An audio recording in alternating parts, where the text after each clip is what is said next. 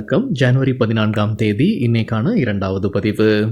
பங்குச்சந்தையில் நடந்த சில விஷயங்களை விரைவாக பார்க்கலாம். முக்கியமான தகவல், நான் செபி ரெஜிஸ்டர்ட் அட்வைசர் கிடையாது. நம்ம சேனல்ல இருந்து எப்போதுமே ஸ்டாக் ரெக்கமெண்டேஷன்ஸ் கிடையாது. யூடியூப் சேனல் மட்டும் இல்லைங்க, மற்ற சோஷியல் மீடியா பிளாட்ஃபார்மான இன்ஸ்டாகிராம், வாட்ஸ்அப், டெலிகிராம்ல இருந்து கூட நம்ம ஸ்டாக் ரெக்கமெண்டேஷன்ஸ் வழங்குவதில்லை. மேலும் பணத்தை வாங்கிட்டு எந்த சேவையும் வழங்குவது இல்லை. பல போலியான குரூப் இயங்கிட்டு இருக்கு. தயவு செய்து ஜாகிரதையாக இருங்க.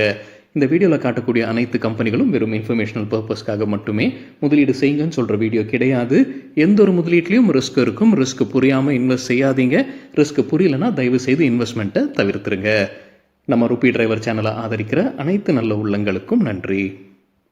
நம்ம மார்க்கெட் ஓப்பன் ஆகிறதுக்கு முன்னாடி உலக மார்க்கெட்ஸ் எப்படி இருந்ததுன்னு பார்க்கும்போது நேற்று யூஎஸ் மார்க்கெட்ஸில் S&P 500 க்ரீன்லையும் நாஸ்டாக் ரெட்லையும் க்ளோஸ் ஆகியிருந்தது. பெரும்பாலான யூரோப்பியன் மார்க்கெட்ஸ் ரெட்டில் தான் நேற்று க்ளோஸ் ஆகியிருந்தது. இன்றைக்கி நம்ம மார்க்கெட் ஓப்பன் ஆகிறதுக்கு முன்னாடி ஏஷியன் மார்க்கெட்ஸ் எப்படி இருக்குன்னு பார்க்கும்போது மிக்ஸ்டாக தான் இருந்தது. குறிப்பாக கிஃப்ட் நிஃப்டி 0.6% அதிகமாக ட்ரேட் ஆகிட்டு இருந்தது. நம்ம மார்க்கெட் ஓப்பன் ஆகிறதுக்கு முன்னாடி எடுத்த ஸ்க்ரீன்ஷாட் இது. இந்த வீடியோ சேர தருணத்தில் நம்ம மார்க்கெட் ஓப்பன் ஆகி நிஃப்டி 0.4% க்ரீனில் ட்ரேட் ஆகிட்டு இருக்கு. சில இண்டிவிஜுவல் ஸ்டாக்ஸ் மற்றும் செய்திகள் விரைவாக பார்க்கலாம். ஜப்பானில் 6.9 அளவுக்கான நிலநடுக்கம் ஏற்பட்டிருப்பதாக எக்கனாமிக் டைம்ஸில் தகவல் கொடுத்திருக்கிறாங்க. சுனாமி எச்சரிக்கையும் விடுக்கப்பட்டிருப்பதாக அப்டேட் கொடுத்திருக்கிறாங்க. டிசம்பர் மாதத்திற்குள்ளார நிஃப்டி 12லிருந்து 13% அதிகரிப்பதற்கான வாய்ப்புகள் இருக்குன்னு சிட்டி அவங்களுடைய கருத்தை தெரிவிச்சிருக்கிறாங்க. தகவல் கிடைத்தது CNBC TV 18லிருந்து. பட்ஜெட் 2025 லைஃப் இன்சூரன்ஸ் மற்றும் ஹெல்த் இன்சூரன்ஸ் தரப்புல இருந்து கோரிக்கையை முன்வைத்திருக்கிறாங்க. லைஃப் இன்சூரன்ஸ் தரப்புல என்ன வைத்திருக்கிறாங்கன்னா, டேர்ம் இன்சூரன்ஸ்க்கான பிரீமியமுக்கு தனியாக டாக்ஸ் பெனிஃபிட் அரசு அறிவிக்க வேண்டும் என்ற கோரிக்கையை முன்வைத்திருக்கிறாங்க. அதே போல் ஹெல்த் இன்சூரன்ஸ் தரப்புல இருந்து அவங்க ஏற்கனவே இருக்கக்கூடிய அந்த 80D லிமிட்டை உயர்த்த வேண்டும் அப்படின்ற கோரிக்கையை முன்வைத்திருக்கிறாங்க. அவாக்ஸ் அப்பேரல்ஸ் அண்ட் ஆர்னமெண்ட்ஸ் IPO முடிஞ்சு இன்னைக்கு லிஸ்ட் ஆனது. BSE உடைய SME பிளாட்ஃபார்மில் 90% கூடுதலாக லிஸ்ட் ஆயிருக்கு. காட்ரன் ஃபியூச்சர் டெக் இன்னைக்கு 28% கூடுதலாக லிஸ்ட் ஆயிருப்பதாக எக்கனாமிக் டைம்ஸில் அப்டேட் கொடுத்துருக்காங்க. டெல்டா ஆட்டோகாப் 35% கூடுதலாக இன்னைக்கு லிஸ்ட் ஆயிருக்கு. NSE உடைய எமர்ஜ் பிளாட்ஃபார்மில் தகவல் கிடைத்தது எக்கனாமிக் டைம்ஸ்ல இருந்து. நேற்று ரிசல்ட் அறிவித்த சில கம்பெனிகள் இன்றைக்கி எப்படி பர்ஃபார்ம் பண்ணியிருக்கிறாங்க. HCL டெக்னாலஜிஸ் இன்ட்ராடேல 9% விழுந்திருக்கு. ஏஞ்சல் ஒன் 7% வீழ்ச்சியை பார்த்துருக்கு. இது நம்ம மதியம் 12 மணி அளவில் எடுக்கப்பட்ட டேட்டா இது. ஹிமாத்ரி ஸ்பெஷாலிட்டி கெமிக்கல் 4% அதிகரித்தது. ஆனால் இந்த வீடியோ சேர் நேரத்தில் ரெட்ல ட்ரேட் ஆகிட்டு இருந்திருக்கு. டெல்டா காப் 5% வீழ்ச்சியை பார்த்துருக்கு. டென் நெட்வொர்க்ஸ் 3% அதிகரித்தது. ஆனந்த் ரத்தி வெல்த் 6% வீழ்ச்சியை பார்த்துருக்கு. இன்ட்ராடேல அவங்க போனஸும் அறிவிச்சிருந்திருக்கிறாங்க. ஆனால் 6% வீழ்ச்சியை பார்த்துருக்கு. PB ஃபின்டெக் குறித்து மணி கண்ட்ரோல்லேருந்து கிடைத்த தகவல், பாலிசி பஸாருடைய பேரண்ட் கம்பெனி தான் PB ஃபின்டெக். GST அத்தாரிட்டிஸ் சோதனை நடத்தி வராங்க. அவங்களுடைய குர்கான் ஆஃபீஸில் ஜனவரி 13ஆம் தேதியிலிருந்து கம்பெனி தரப்புலேருந்து விளக்கமும் கொடுத்துருக்காங்க. சில வெண்டர் குறித்து அவங்க கேள்வி கேட்டிருக்கிறாங்க. GST அத்தாரிட்டிஸ் சில வெண்டர் குறித்து தான் கேள்வி கேட்டுட்டு இருக்காங்கன்னு விளக்கம் கொடுத்துருக்காங்க. பாலிசி பஸாருடைய parent company PB fintech. Tata Consultancy Services தரப்பு ஒரு அப்டேட் இருக்குது. அவங்க ஒரு சர்வே நடத்தியிருக்கிறாங்க.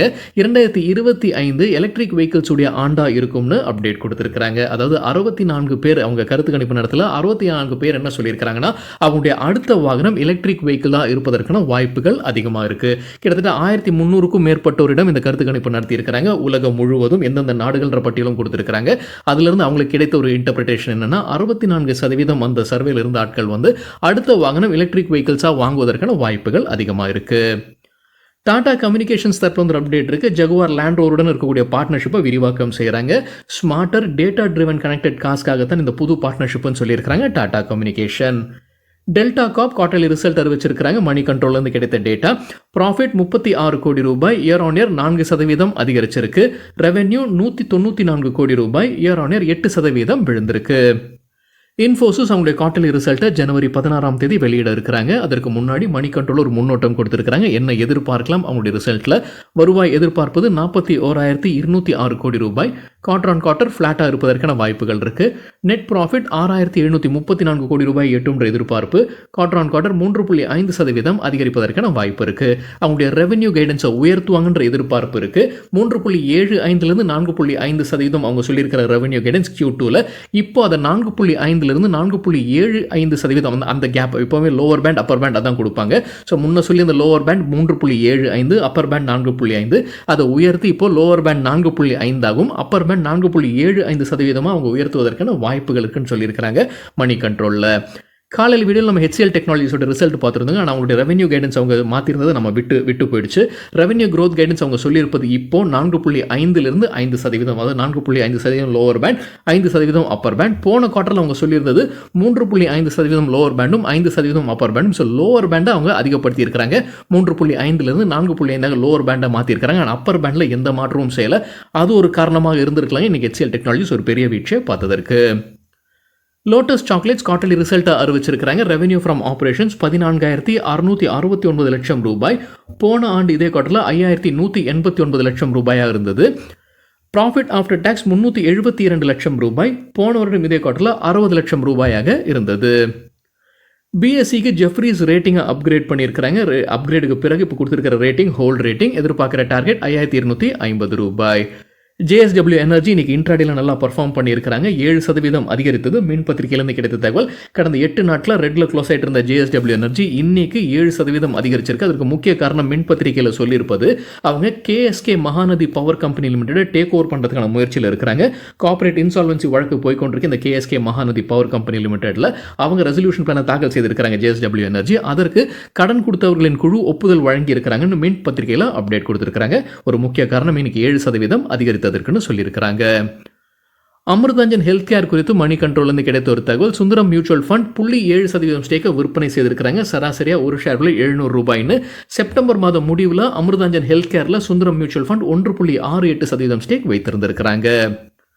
அதானி எனர்ஜி சொல்யூஷன்ஸ் இன்னைக்கு நல்லா பர்ஃபார்ம் பண்ணியிருக்கிறாங்க. மணி கண்ட்ரோல்லேருந்து கிடைத்த தகவல் 13% இன்ட்ராடேல இன்னைக்கு அதிகரிச்சிருக்கு. அவங்களுடைய Q3 பிஸ்னஸ் அப்டேட்டை வெளியிட்டிருந்திருக்கிறாங்க. அது ஒரு முக்கிய காரணமாக சொல்லியிருக்கிறாங்க மணி கண்ட்ரோலில். Transmission network length 26,485 CKM. அது போன வருடம் இதே குவார்ட்டர் ஒப்பிட்டு பார்க்கும்போது 23% அதிகரிச்சிருக்கு. அதே போல் provisional power transmission capacity year on year compare பண்ணும்போது 54% அதிகரிச்சிருக்கு. இன்னைக்கு அதானி ஸ்டாக்ஸ் பெரும்பாலும் நல்லா பர்ஃபார்ம் பண்ணிக்கிட்டு இருப்பதாக எக்கனாமிக் டைம்ஸ்லேருந்து கிடைத்த தகவல். 10 அதானி குரூப் ஸ்டாக்ஸும் நல்லா பர்ஃபார்ம் பண்ணிக்கிட்டு இருக்கிறாங்க. 18% வரைக்கும் அதிகரிச்சிருக்கு. அதில் அதானி பவர் தான் அதிகபட்சமாக 18% அதிகரிச்சிருக்கு. மீதம் இருக்கிற அதானி குரூப் கம்பெனிஸும் நல்லா பர்ஃபார்ம் பண்ணிட்டு இருக்கிறாங்க. மின் பத்திரிகையில் ஒரு காரணம் சொல்லியிருக்கிறாங்க ஃபண்ட் ரைசிங் குறித்து. அதானி குரூப் ஃபண்ட் ரைசிங் பண்ண போகிறாங்க அப்படின்றதான் குறிப்பாக ஓவர்சீஸ்லேருந்து. அவங்களுக்கு அங்கே யூஎஸில் ஒரு பிரச்சனை ஏற்பட்டது. அதுக்கப்புறம் ஓவர்சீஸ் ஃபண்டிங்கெல்லாம் நிறுத்தி வைத்திருந்திருக்கிறாங்க. இப்போ மறுபடியும் அவங்க துவங்குவதற்கான வாய்ப்புகள் இருக்குது. மின்ட்டில் அப்டேட் கொடுத்துருக்காங்க. ஓவர்சீஸ் ஃபண்டிங் குறிப்பாக அவங்க சொல்லியிருப்பது இப்போ புது அதிபராக யூஎஸ்ஏல டொனால்ட் ட்ரம்ப் பதவி ஏற்கிறாரு. அதற்கு பிறகு அதானி குரூப் அங்கே ஃபண்ட் ரைசிங் பண்ணுறது கொஞ்சம் எளிதாக இருக்கும்ன்ற எதிர்பார்ப்பு இருக்குன்னு சொல்லியிருக்கிறாங்க மின் பத்திரிகையில். விஜயா டயக்னாஸ்டிக் சென்டருக்கு அப்புறம் ஒரு அப்டேட் இருக்கு. கம்பெனியுடைய சீஃப் ஃபினான்ஷியல் ஆஃபீஸர் நரசிம்மராஜு ராஜினாமா செய்திருக்கிறாரு. பயோகான் கம்பெனிக்கு HSBC ரேட்டிங்கை அப்கிரேட் பண்ணியிருக்கிறாங்க. அப்கிரேடுக்கு பிறகு பை ரேட்டிங். எதிர்பார்க்குற டார்கெட் 430.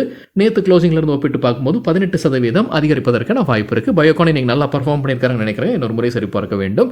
இந்தியன் ஹோட்டல்ஸ் கம்பெனி தரப்பு அப்டேட் இருக்கு. கம்பெனி ராஜ்ஸ்கேப் ஹோட்டல்ஸில் 55% ஸ்டேக்கை வாங்குவது முடிச்சிருக்காங்க. இந்த டிரான்சாக்ஷனை முடிச்சிருக்காங்க. ஒட்டுமொத்தமாக 18 கோடி ரூபாய்க்கு 55% ஸ்டேக் வாங்குறாங்க. ராஜ்ஸ்கேப் ஹோட்டல்ஸ் கைவசம் 16 ஹோட்டல்ஸ் இருப்பதாகவும் அப்டேட் கொடுத்துருக்காங்க. மகாநகர் கேஸ்க்கு Morgan Stanley overweight rating கொடுத்துருக்காங்க. எதிர்பார்க்குற டார்கெட் 1606. முந்தின க்ளோசிங்லேருந்து ஒப்பிட்டு பார்க்கும்போது 31% அதிகரிப்பதற்கான வாய்ப்பு இருக்குது. சில புரோக்கிங் கம்பெனி ஸ்டாக் ரெக்கமெண்டேஷன்ஸ் கொடுத்துருக்காங்க. எக்கனாமிக் டைம்ஸ்லேருந்து கிடைத்த தகவல். பொனான்சா போர்ட்ஃபோலியோடைய பரிந்துரைகளில் JK சிமெண்ட் ஃபியூச்சர்ஸ்க்கு செல் ரேட்டிங் கொடுத்துருக்காங்க. ஃபியூச்சர்ஸ் அண்ட் ஆப்ஷன்ஸில் விளையாடுறது ரொம்ப ரிஸ்க்கான விஷயம். JK சிமெண்ட் ஃபியூச்சருக்கு செல் ரேட்டிங் கொடுத்துருக்காங்க. எதிர்பார்க்குற டார்கெட் 4150. Stop loss 4504. பாரத் டைனமிக்ஸ்க்கு செல் ரேட்டிங். எதிர்பார்க்குற டார்கெட் 1090. Stop loss 1138.